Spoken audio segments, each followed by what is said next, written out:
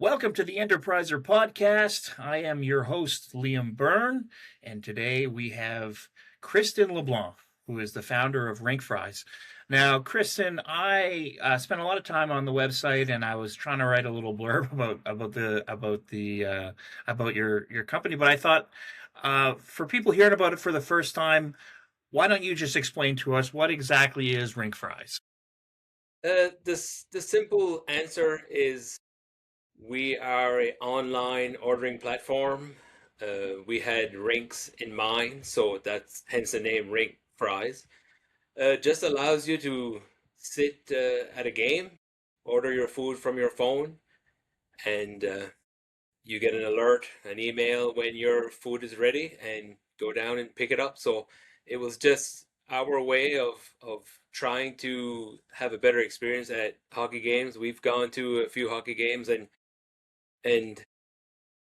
the lineups can be long because you got 1,000 to bigger rinks, 2 or 3,000 people at a Hmm. game. So intermission gets pretty slammed, and we thought there's got to be an easier way. And it's not that it's taking long to actually cook the food. It just takes you long to get to the front of the line. So we figured there's got to be an easier way. So we came up with Ring Fries, just a way to connect fans to the canteen of the venue they're at, Hmm. and able to order online, pay for it online. So just canteen gets the order on their iPad.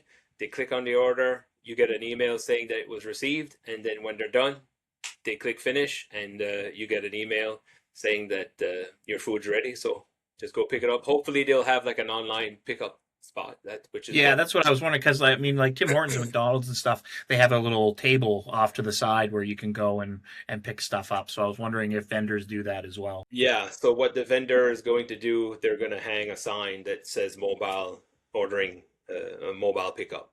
Right. Okay. Cool. So let's talk a little bit about you, Kristen. Before Rink Fries, what was your career path? What experience prepared you to become a founder? Well, career path is long, I guess. I'm I'm from a fishing village. I'm from a small French village. So, my father had a boat shop, boat building and stuff. So that's what I started doing. I was building boats with my father in the family business. And but when there's a huge family involved, it's kind of hard to figure out next generation of who's taking over and all that stuff. So we kind of decided as a family that once the three main owners of that company were ready to retire, we just kind of sold it to the highest bidder. So we all kind of went our own way. So I went lobster fishing for 20 years, Hmm. um, and then got into actually car sales because I had a back injury. So when you don't have a good back, lobster fishing is probably not something you're going to keep doing long term. So I I can't kind of imagine. Yeah. I went to a car dealership, and then I actually went back lobster fishing when COVID happened and everything was shut down. So I went back fishing for 2 years, and then went back to car sales for 2 years, and now I'm actually selling different lawn mowing equipment and tools and stuff currently. Okay. All right. So so actually, I noticed I was reading through. You are being the co-founder. You have two other co-founders, correct? Yes, Yeah, yeah. and I noticed I was looking through their experience, and one of them is a fisherman as well. Is that right? Yes, Allison, he's got 3 or 4 jobs. He is a lobster fisherman. That season just ended. He also works for another company based out of Halifax, working from home. So Hmm. he's able to kind of do both. We rely on him heavy for basically testing the app, making sure everything works. When we roll out something kind of new, we he's the one that will test it, make sure everything's working for us. Because my other co-founder is Alan. He pretty much built the app himself. We did hire out someone from Ontario to help us code, but for the most part, Alan pretty much built it himself. Okay. Okay. So tell me about the moment when the idea of Rink Fries first came up. We were at a hockey game actually in I call it the skybox, smaller rink, just a little area. Um, so the dealership I was working for had rented out the skybox, and I invited my friends, and we were up there, and he went down to get some food, some fries and onion rings, and he was gone for half an hour. Yeah. So I've had that happen before many times. right. So when he came back, he had kind of we started talking about it, and that hockey team in that arena had approached him about creating an app, but creating apps are not cheap. Hmm. So that's not something they wanted to pay for. So it was kind of something in the back of his mind, and so we started chatting about it, and we kind of just decided to see where we could go with it, I guess. So we met with Doug Jones at Ignite here in Yarmouth, Hmm. and he kind of pointed us in the right direction, connected us with some people. We ended up going to Spark Nova Scotia competition in Bridgewater and actually won a little bit of funding. So Oh, with wonderful. that little funding and the connections we made through Ignite, we were able to kind of get the ball rolling. I mean, it took Hmm.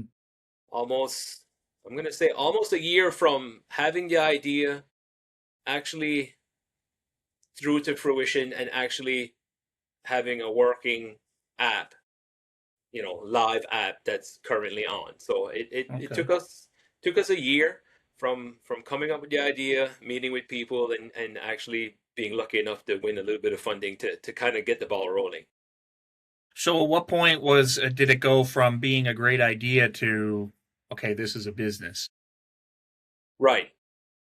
At this point, we're pretty much starting from the ground up. We have currently three restaurants using the app, and we met with the Pictou Wellness Center. So they're going to be using the app. They, I think, fit around 3,000 people in their arena. So we met with the manager there, and she's gung ho for the app because the biggest issue at most small arenas is the canteen. I mean, it's usually a fairly small canteen, and Yeah. you're trying to feed. In Yarmouth, they fit 1,400 people, 1,500 people. So you got one canteen, you got 1,500 people that potentially at least half of them want to eat something. So you get a lot of volume there. So and it takes some time, and it's not the canteen's fault that there's 50, 60 people in line. We were just thinking, if you get to the front of the line, you ask for fries, they grab frozen fries and start cooking. So we Hmm. were thinking, if they knew that the 30th person in line wants fries, then they could just continuously be cooking stuff instead of waiting for your order face to face. So that's kind of where the idea came from. Right. So Awesome. I know that the Pictou Wellness Center is quite excited to roll this out. We just finished their menu, and she's going to put a mobile pickup spot at the canteen. So they're going to try to push as many people as possible to the app, because if you have 50 people in your line or 50 orders on a screen, nothing changed for the kitchen. There's still 50 Right. orders. Yeah. So it just changes where you get to wait. So you're waiting in your seat. So 20 minutes waiting in your seat versus 20 minutes standing in line is going to feel a lot quicker.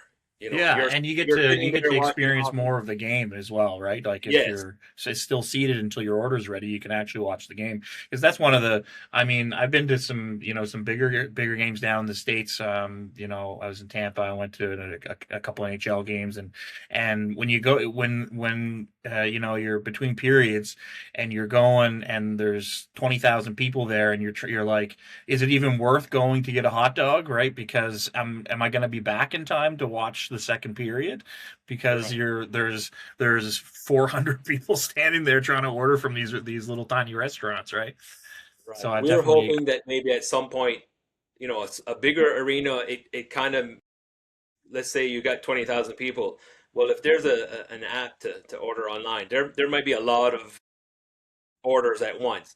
But we were thinking maybe in the future, some of these venues could actually hire a few more people to just run food to your seats. Because in the app, you can put where you're sitting, you can put your seat. Hmm. So, that would alleviate a lot of volume of the on the app if each venue had a couple of runners. Yeah. But our app, Yeah, I saw that that was one of the features that you can possibly get seat delivery if the vendor is interested in doing it. right? Yeah, So we were talking about this before. You're thinking, or you had said that the biggest pain point that these operators have is the lines and getting enough food out to people. yeah. So Yeah. what we're hoping with the app is you won't just get slammed at intermissions. You could walk in, sit down, order your food right away. We're going to games now, and you see people go in, sit down, and wait till the first intermission to go down to the canteen. So we're hoping, obviously, with this app, it kind of spreads the orders through the whole game, not just Hmm. intermission one, intermission two. You would have a more sporadic ordering system going on, so you don't have 50 fries to cook in 15 minutes. You're hoping to get just a spatter of orders through the whole game. Right. When you pitched this idea to rink owners, what was their initial reaction? A lot of these rink owners or rink managers are extremely busy, and I find it is hard to get them on the phone. And I get it. I mean, they're running these huge arenas, and it's and for the venue, our app is free. So that sounds like a scam to a lot of people. Like, sure, you're gonna just give me a free app that I can use, but our app is free for the rink to use this app. Hmm. So I think a lot of times they hear that and just assume we're a scam. Like there's no way, most apps are $100 a month or more. So I think a lot of times that almost doesn't. It's almost too good to be true for these rink managers, and it kind of is at the same time because yeah, there's not many apps out here that can do that. But because we're such a small staff, we have very little overhead to be able to give a free app. Hmm. So the revenue comes from the same way as like Skip the Dishes, Uber Eats as a small service fee when you order. Yeah. Okay, Yes. cool. And that's the thing for the fan in the seats, nothing changes because yes, if you're ordering from Uber Eats or DoorDash, you're paying a service charge. So our app isn't any different. It's a small service charge of 7.5%, and so that's why we were able to make it free for the restaurants. And I got a food truck that's using it. I got a couple of restaurants that use it. So, that's why we invented the app and made it free because a lot of these small mom and pop restaurants or like a small food truck, the margins are pretty tight, Hmm. paying $150 a month for an app that if you're not getting a lot of orders for some reason, well, $150 app every month doesn't help. So we were thinking, how do we help the little guy? Like how do we help the small restaurants, the really local restaurants, um, with online ordering? Like I have friends that are in the restaurant business, and it's a very small restaurant. It's her and her husband that run the whole place. So. She kind of said, I don't really feel like paying for an app. And I said, well, here's good news. The app is free. It's free. Cool. Okay, so I'm curious then, what are the big metrics that you're focused on right now? Is it like new venues, new users, um, transactions? Like what are the major metrics that are most important to you right now while you're first starting out? Yeah, for us, I feel like more venues, obviously, because again, we don't charge for the app, so the more venues using it, the more users are using it. So, um, we do like the Pictou Wellness Center is on board, and again, that's a good step because they do have a fair amount of people going to games, and if they push the app like they want to or like they should, we should be getting a lot of orders per game. Hmm. So obviously for us, the more people using it, the better.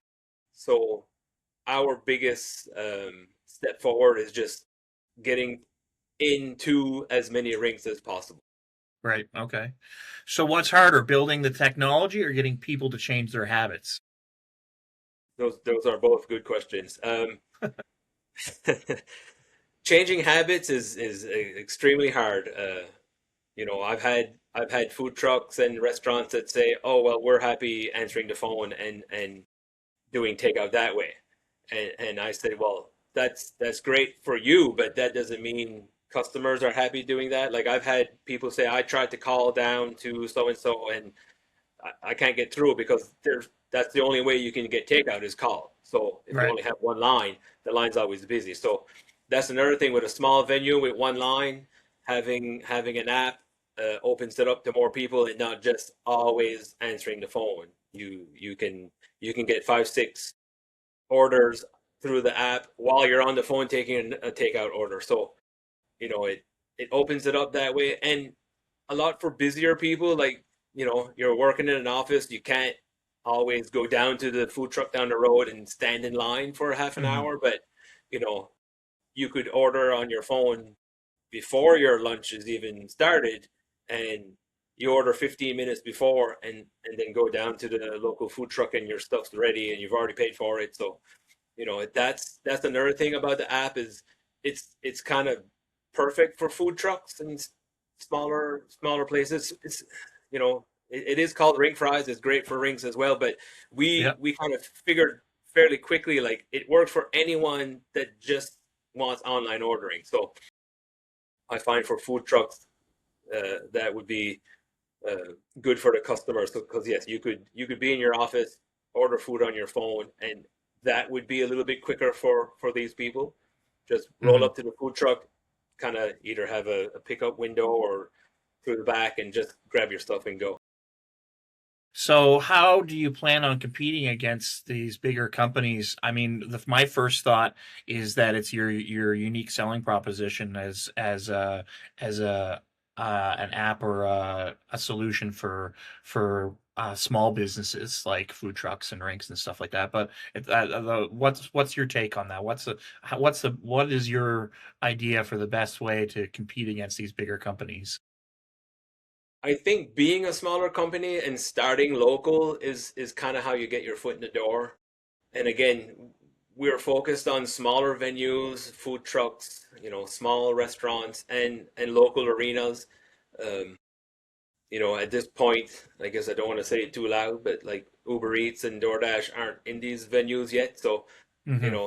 that's the thing is getting in as many rinks and the name Rink Fries kind of goes hand in hand with what we're trying to do. So, I find once we get a few extra rings on board, I feel like it's going to spread pretty quick because it is going to streamline the process, and that's the biggest issue or the biggest complaint from fans and from people running these places is the whole canteen aspect is kind of a nightmare because again you just get completely slammed, and so we're just hoping to alleviate a little bit of that, and it's a better experience for the fans in the seats as well.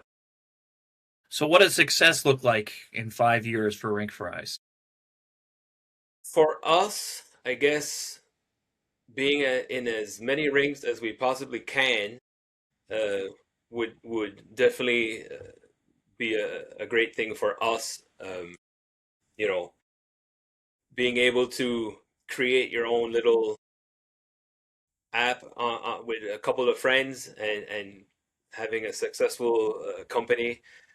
Um, I find just that would be a huge success. And I guess Hmm. long-term goals would be again to spread in as many rings as possible. And I guess at some point, if someone like DoorDash or Uber Eats or the Scotiabank Center wanted to purchase the app from us, I'm sure we would listen to any kind of offers. But I guess that's kind of the game plan when it comes to tech. And anyhow, Yeah. I find when it comes to tech, you have to spread as quick as possible and know when it's time to either sell or even expand ourselves. Yep. Yeah, absolutely.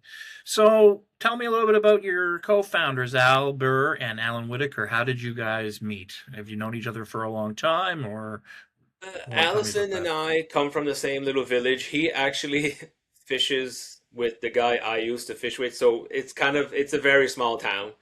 Hmm. Yarmouth itself is not a huge town, but we came from a small community in Wedgeport, just outside of Yarmouth, probably 20 minutes outside of Yarmouth. So there's maybe 1,000 people in Wedgeport. It's very small. So we went to the same schools, and he's a he's maybe a couple of years older than me. We're quite close in age, and I bought a motorcycle off his brother. He's got a stepbrother named Kristen. Like, we all know each other from just being in a small community, and Okay. so I've known him for quite a long time. And Alan actually was uh, a mutual friend with my wife. So that's kind of how I met him. Okay. So tell me how do the responsibilities and roles break down between you and Allison and Alan? Well, they're the more tech guys in the company.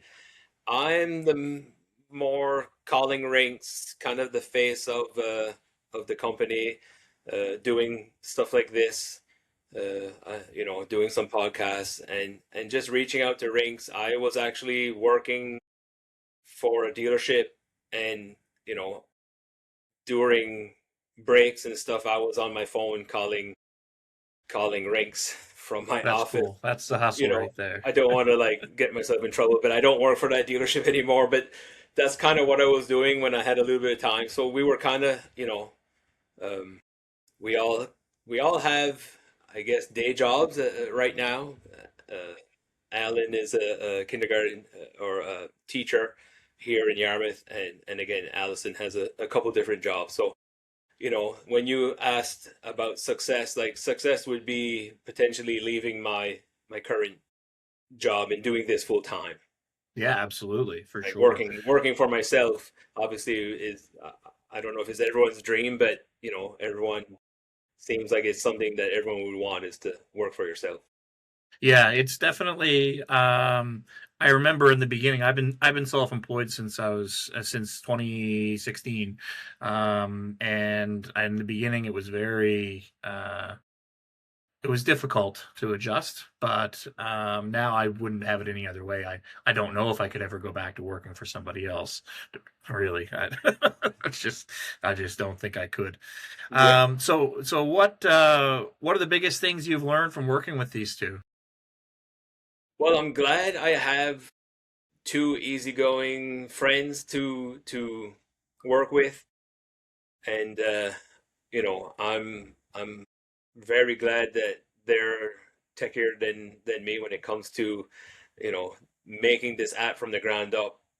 We were very lucky. Alan has created apps in the past, just not for himself. He's Hmm. worked for a company based out of the States that he worked in this field. So that was the biggest reason we even you know almost joked about creating this. Was I had a friend of mine that could do it. So the funding we got was not enough to hire out and make this app, but it was enough to get the ball rolling and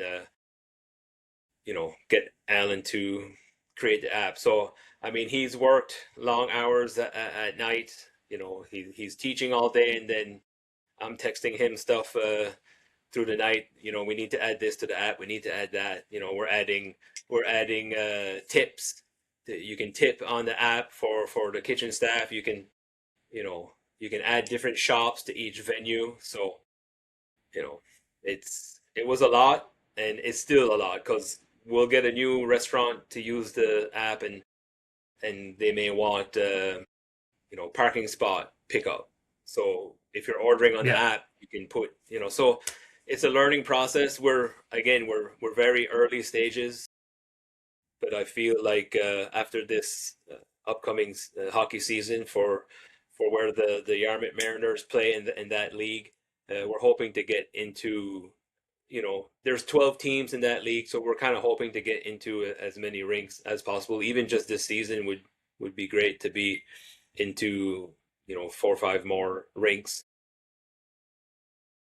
Awesome. Yeah, it's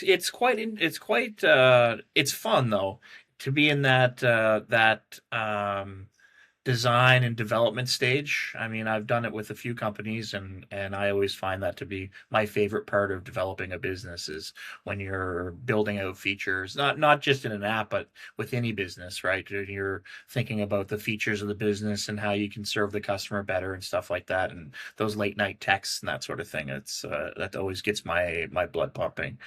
Right. Like for me, eventually I would like to have my own podcast, like a for Rink Fries. So having restaurants and even people advertising on the app with the podcast, I can talk about the restaurants that are using us. I can talk about the different companies that are, paying for ad space for the app. I can talk about the hockey rinks. I can talk about the hockey games, the hockey teams. Like I can interview coaches. There's so much you could do with an app for or for a podcast for our app. Yeah. So, that's exciting to think about that, I'm hoping eventually I'm working for myself, kind of doing what we're doing right now. Yeah, And, absolutely. you know, So for non-technical founders that are listening, what were some of the big misconceptions about developing software that you learned while you're in the early stages of development? well, the early stages of it was trial and error. We're testing the app ourselves, and at first, like this didn't work, that didn't work.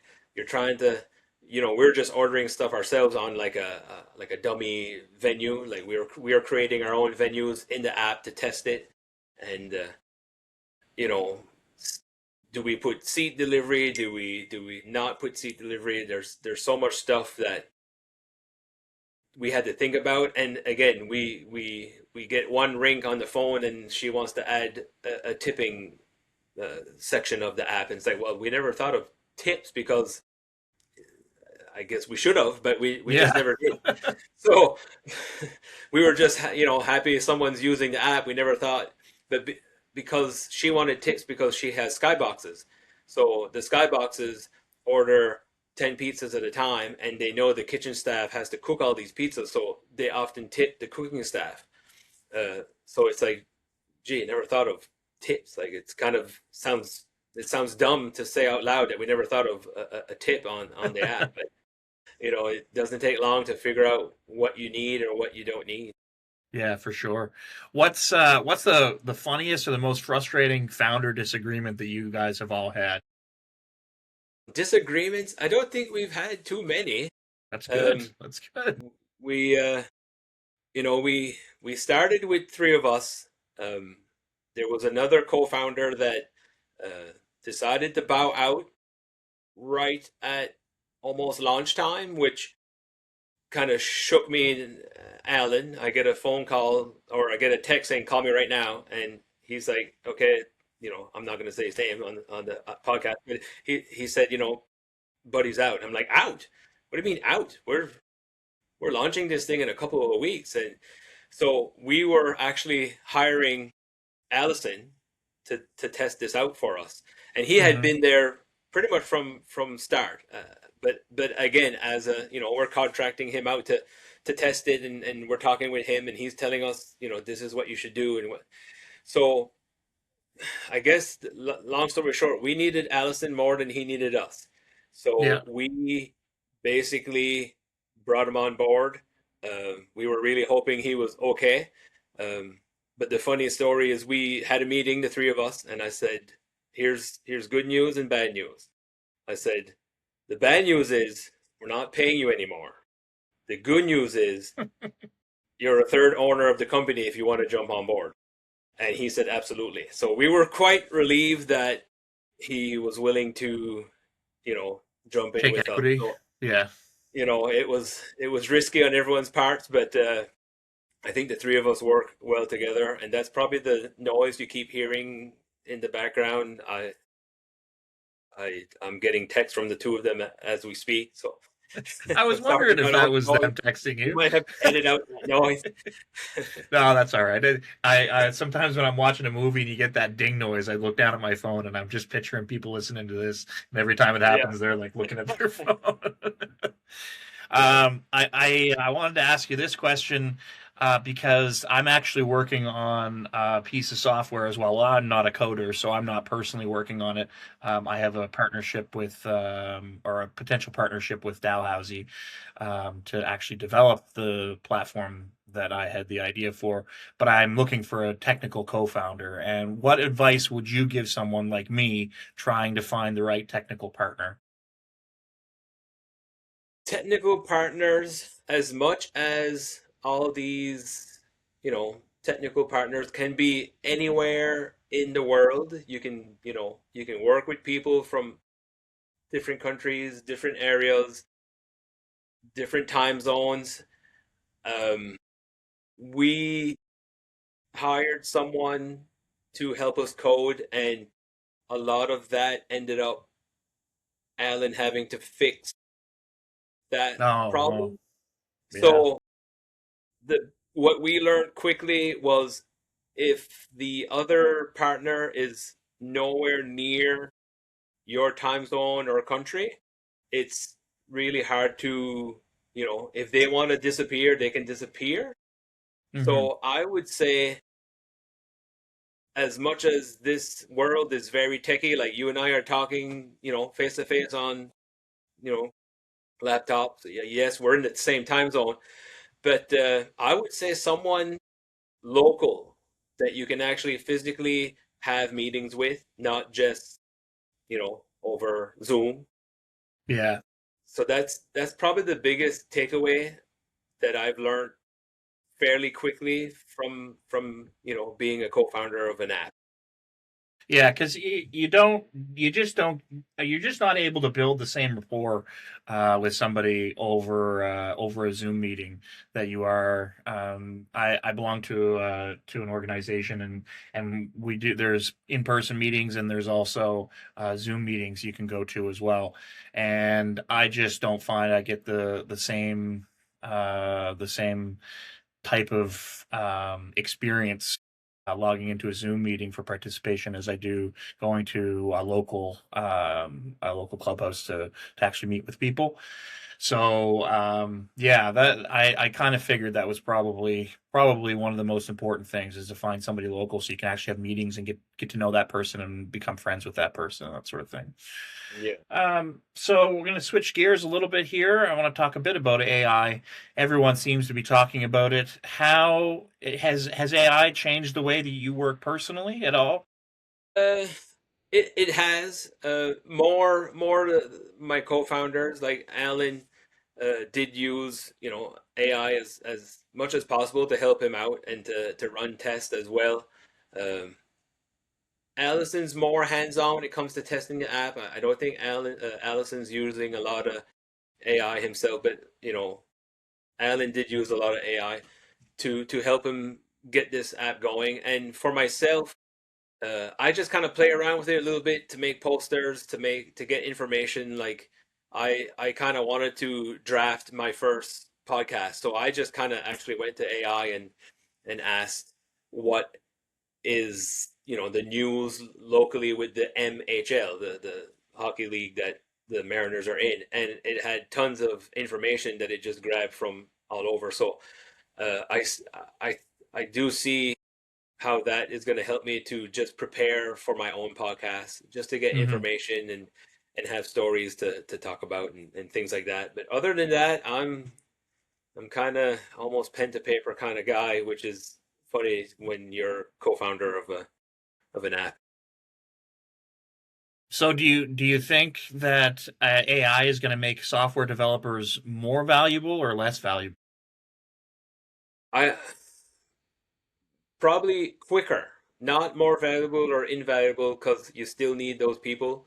Um, I just think it would make their job easier to do a lot of testing, coding, and all that, you know, through AI.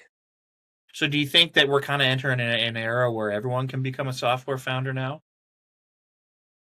I don't think so. I still think you need the skills. I mean, like I said, my two co-founders are the more tech side of the operation. Without them, I wouldn't be sitting here talking to you. That's true. Yeah. So what do you think is going to be transformed the most over the next 10 years with AI and with vibe coding and all that sort of thing? I think what's going to happen, this is just my own opinion. I feel like people are going to be AI'd out, and it's going to come back down to, you know, I don't want to say people like me that are more face-to-face kind of people, but I think AI is just going to, people are going to get sick of how AI is everywhere. Um, and I think you'll still need both. You'll still need the tech guys with or without AI, and you'll still need people like me that have no problem, chatting on podcasts, going to meetings, going to the hockey rinks and chatting with CEOs, and you know, you still Yeah, need well, that. I mean, this type of interaction you can't achieve this type of interaction with AI, right? Right, right, It's you can fake it, but it just doesn't have the same substance.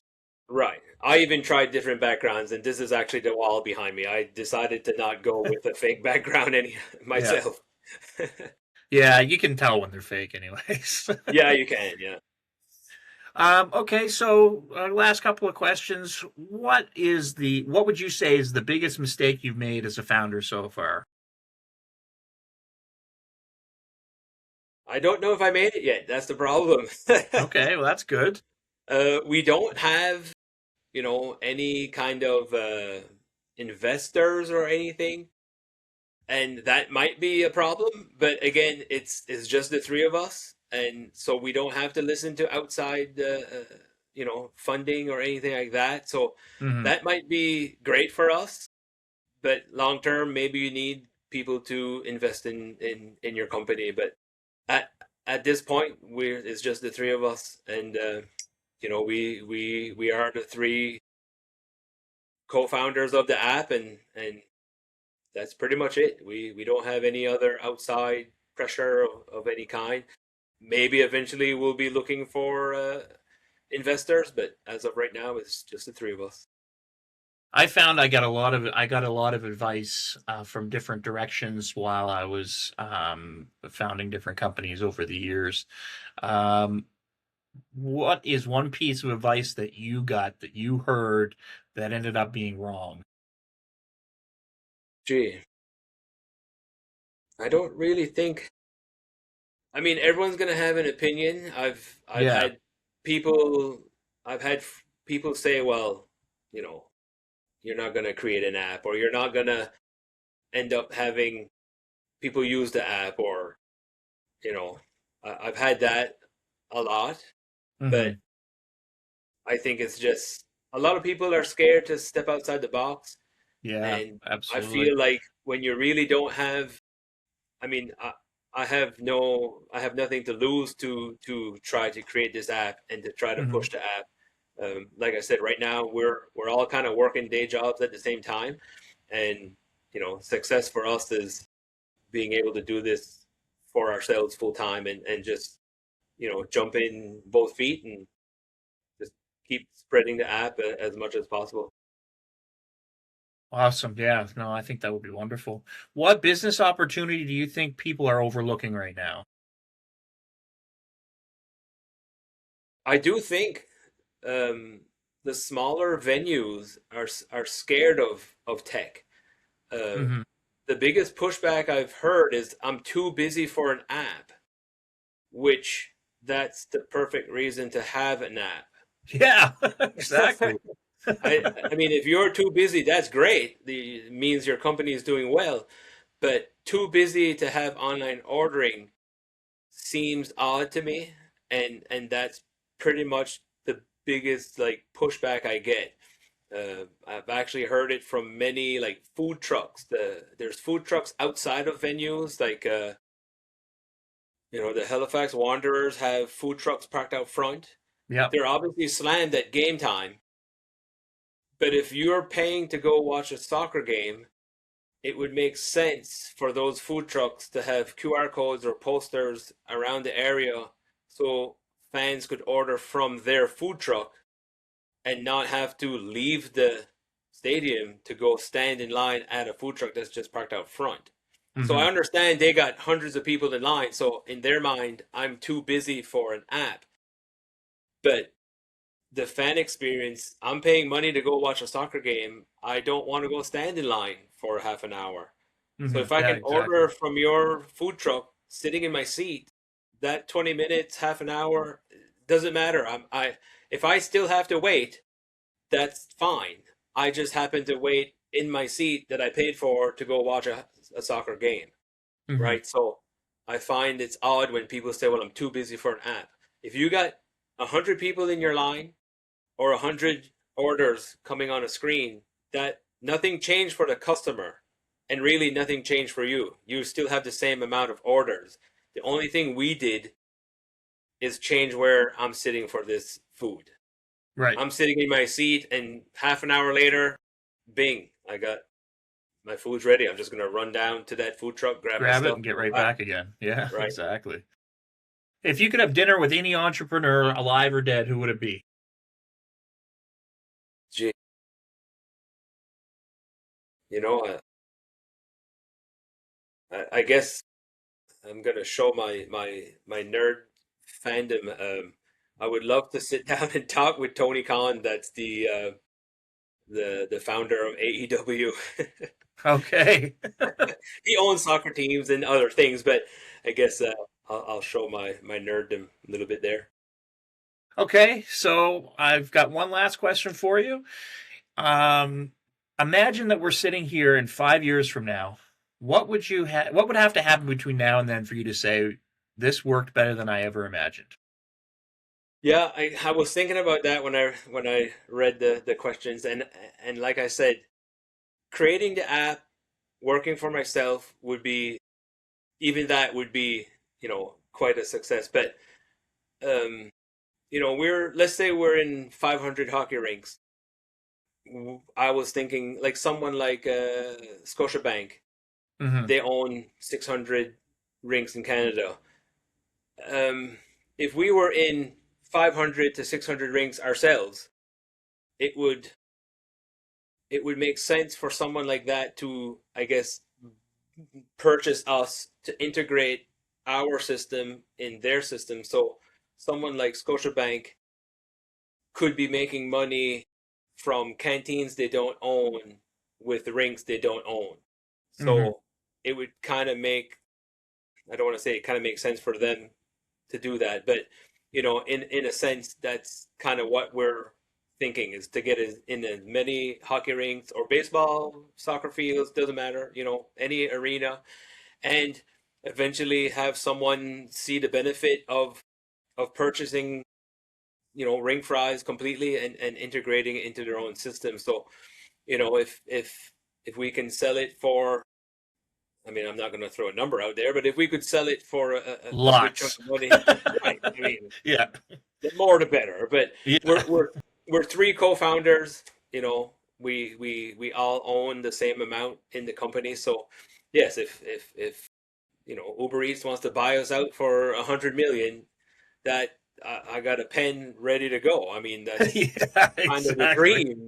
Like that is the dream, is to build this company into something that another company would value in purchasing, and I'll move to Lanzarote, Spain, where it's 25 degrees every day, Yeah. and enjoy every day at the beach. That that would be that would be sitting here thinking, wow, that worked out. You know what I mean? Better than I ever imagined. Better That's than I wonderful. ever thought, and I Yeah, that's haven't thought wonderful. about it at all. Well, Kristen, I wish you all the luck in the world. I think that you're going to succeed, and you are going to be able to say in 5 years that this worked out better than you ever imagined. And I'll definitely be keeping my eye on your success.